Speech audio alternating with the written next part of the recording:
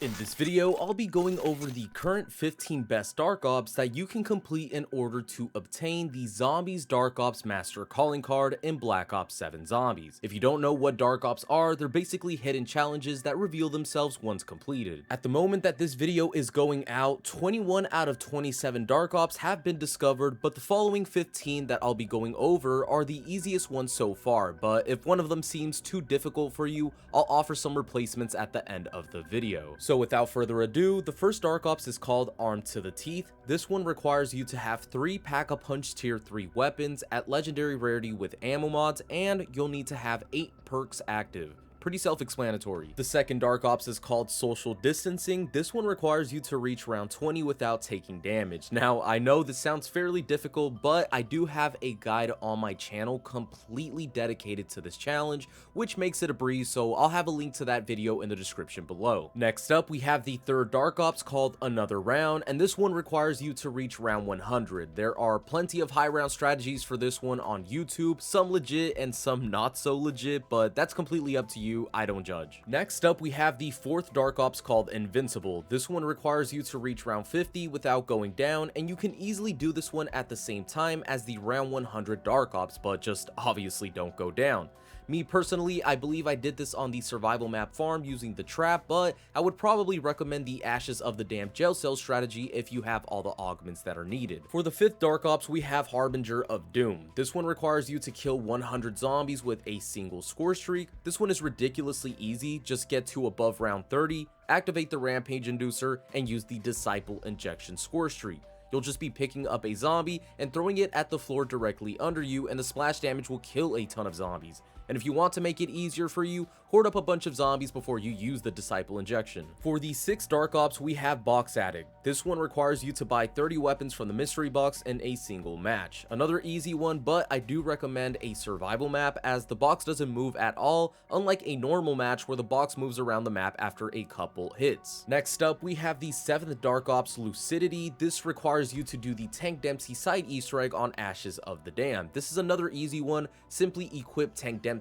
as your operator and head over to this area between the Cosmodrome and Ashwood on Ashes of the Damned. Here you'll find some dog tags on the ground that you can interact with, and you'll simply complete this little side quest by following/finding this black orb and killing the zombies that it spawns. Super simple. Next up, we have the eighth Dark Ops called Countdown. This one requires you to kill a bear by launching it with a jump pad. Yet again, another easy one. Just get a bear to low health, stand on a jump pad, and wait for the bear to hit you. As soon as you get hit, use the jump pad and it should kill the bear. For Dark Ops number 9, we have Action Hero. This one requires you to kill 100 zombies without reloading. Now, I'm pretty sure everyone got this Dark Ops without actually doing it, as it glitched onto everyone's account through an update, but if you didn't, you can use the LGM Wonder Weapon on Astra Malorum, as it has infinite ammo and doesn't reload as long as you get down to 1 ammo and let it recharge. Insanely easy to do using this method. For Dark Ops number 10, we have Boss Rush. This one requires you to complete the Ashes of the Damned boss fight in 5 minutes or less. Now, this may sound hard, but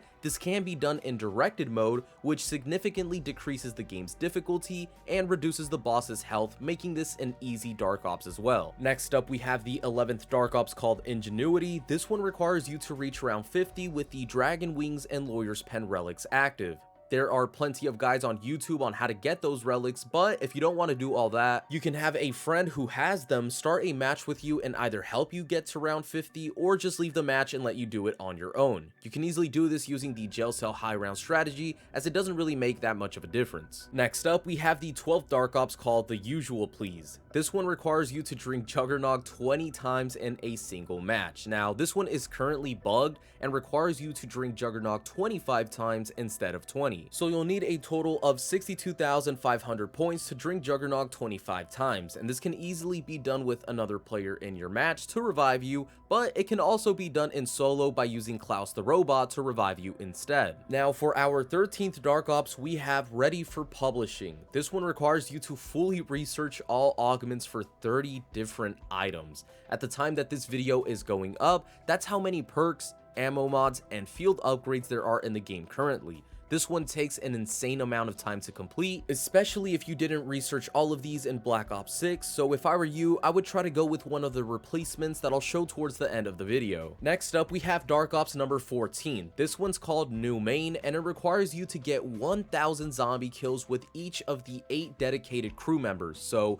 Dempsey, Nikolai, Takio, Richtofen, Maya, Weaver, Carver, and Gray. There's no way to track this, so I suggest going into a game with each character and getting 1,000 kills on the in-game scoreboard. That way you're not guessing which character you're missing kills on. And now for the last and final Dark Ops, we have the 15th Dark Ops called Echoes. This one requires you to complete the Nikolai side Easter egg on Astra Malorum. I have a full guide for this one on my channel as well, and I'll leave a link in the description below to that video. So with all that being said, this is how I personally unlock the Zombies Dark Ops Master Calling card. Now, if there were some Dark Ops that you were a bit iffy about, there are 5 others that you can do to replace some that you're having trouble with. Except 2 of those are practically useless to you, as one of them is for getting 1 million zombie kills and the other is for reaching round 999. But the other 3 are more doable.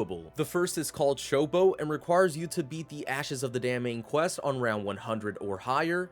The second is called Hard Mode and requires you to complete the Ashes of the Dam main quest with the Blood Vials, Dragon Head, and Bus Relics active. And the third is called Serious Monkey Business, which requires you to defeat the Pop-A-Back in the Hardcore mode for Dead Ops Arcade. Only Dark Ops I would recommend you replace is Ready for Publishing, as that one is one of the more time-consuming Dark Ops. Now, at the beginning of the video, I said 21 out of 27 Dark Ops have been found, which means that there are 6 that are still undiscovered, and while the requirements can't be data mined, there are some images / videos going around of the remaining Dark Ops. I went and got some footage of all 6 that are remaining, so why not throw them up on screen so we can start theorizing. The first one shows someone holding the Blood Vial relic with the Dragon Head, Focusing Stone, and Vril Sphere relic surrounding them. The second one is animated, and it's a claw machine grabbing the Dragon Head relic and then dropping it on the way up into a bunch of other relics.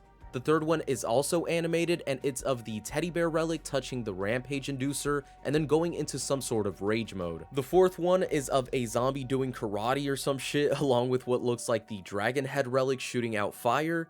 The fifth one is Dead Ops Arcade theme, which obviously means it has to do with Dead Ops Arcade. And the sixth / final one looks like it can only be done on Astra Malorum, as you can see the giant floating skull along with what seems to be an astronaut on Mars, I believe. So you can use these images as hints if you do plan on hunting for the remaining Dark Ops. Unfortunately, I don't recommend completely relying on them, as you know some Dark Ops calling cards have absolutely nothing to do with the challenge itself. Anyway, that's going to be it for this video. Like and subscribe for more BO7 Zombies content. If you have any questions, leave them down in the comments section below, and as always, I'll see you guys in the next video.